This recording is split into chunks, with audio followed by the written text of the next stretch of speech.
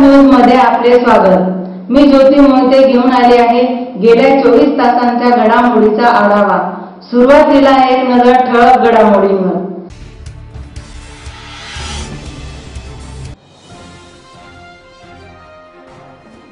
सावित्रीबाई फुले यांच्या जयंतीदिनी विविध संघटनांकडून अभिवादन।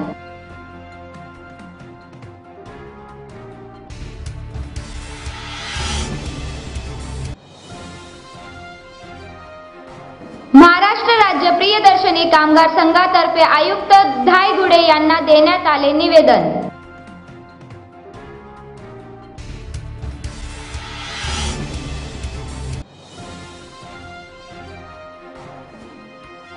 भारतीय काँग्रेस पक्षाची पत्रकार परिषद संपन्न।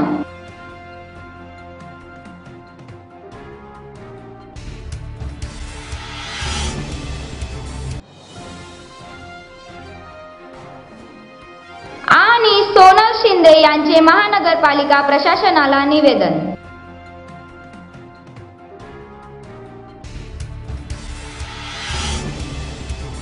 आता बातम्या विस्ताराने। सावित्रीबाई फुले यांच्या आज जन्मदिनी धुळे येथील सावित्रीबाई फुले यांच्या पूर्णाकृती पुतळ्यास सर्वपक्षीय संघटना व शहरातील विविध संघटना व मान्यवरांनी धुळे येथील अंडाकृती बगीचा येथील स्मारकास पुष्पहार अर्पण करून विनम्र अभिवादन करण्यात आले। महात्मा फुले यांनी आपल्या सामाजिक कार्याची सुरुवात 1958 वर्षी पुणे येथे भिडेवाड्यात मुलींची पहिली शाळा सुरू करून केली। महात्मा फुले यांच्या या कार्यात त्यांच्या खांद्याला खांदा लावून सावित्रीबाई फुले यांनी मदत केली।